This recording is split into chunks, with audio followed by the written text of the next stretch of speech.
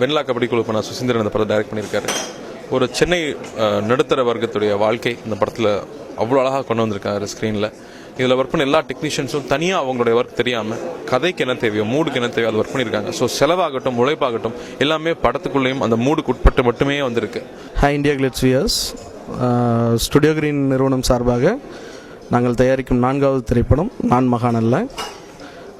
சிங்கம் வெற்றியை தொடர்ந்தும் கார்த்தி அவர்களுடைய பருத்திவீரன் வெற்றியை தொடர்ந்தும் இத்திரைப்படம் மிக சிறந்த திரைப்படமாக கண்களுக்கு ரசிகர்கள் கண்களுக்கு விருந்தாக அமையும் என்று.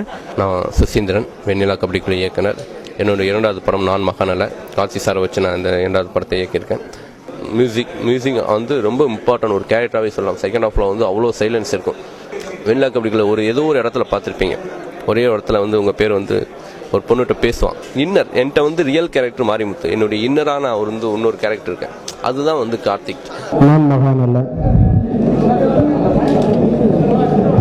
வெண்ணிலா கபடி குழு திரைப்படத்தை இயக்கிய சுசீந்திரன் அவர்கள் இயக்கத்தில் பருத்திவீரன், 1001 பையா திரைப்படத்தை தொடர்ந்து முந்தைய 3 படங்களுக்கு உங்களுடைய மகத்தான ஆதரவையும் அன்பையும் அளித்தீர்கள். பர்டிகுலர் சுசி பற்றி சொல்லணும்னா, அந்த வெண்ணிலா கபடி குழுக்கும் இந்த படத்துக்கும் வந்து பெரிய டிஃப்ரென்ஸ் கொடுத்துருக்காரு. அது மேக்கிங்கில் எனக்கு இந்த மாலை நேரத்தில் பத்திரிகை நண்பர்களுக்கும் தொலைக்காட்சி நண்பர்களுக்கும் வணக்கம்.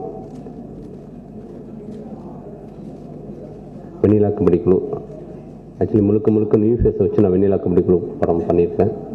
இந்த படத்தில் வந்து மியூசிக் டைரக்டர் யுவன் சங்கர் ராஜா. நான் வந்து ஃபர்ஸ்ட் படத்தில் செல்வ கணேசன் புது மியூசிக் டைரக்டர் யூஸ் பண்ணேன்.